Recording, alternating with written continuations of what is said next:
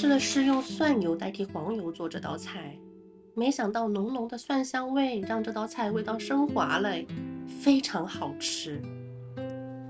食材呢，依据自己的喜好准备就好。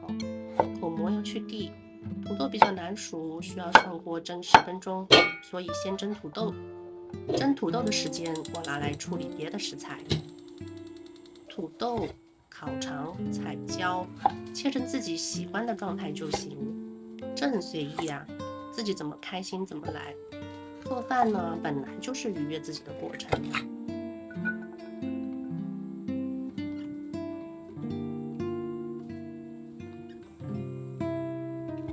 牛肉烤肠有2种口味，是朋友自己做的，一种原味，一种黑椒，没有任何添加剂。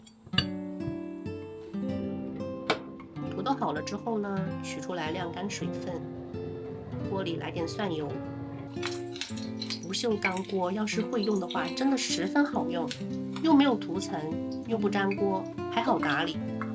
那不锈钢锅不粘的秘诀就是大火空烧3-4分钟，让锅的表面形成致密层，然后调成中火或者中小火，正常倒油，容易粘锅的食材放进去，先别动，等定型后再翻动。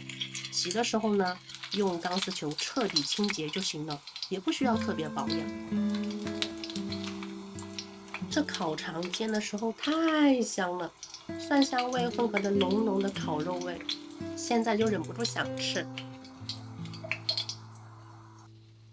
这些食材我都是用的中小火，依次分开煎，煎至微微金黄就可以了。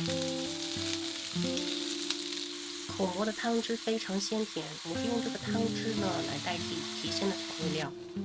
但是口蘑不用多哈，多了湿湿哒哒的就不好吃了。把小番茄煎一下，煎到表皮微微发软，能吸收调料的味道就行了。然后把所有食材都倒进锅中。你发现没？中途我没有再倒油进来的，只有一开始倒个蒜油。不锈钢锅真的不怎么会用。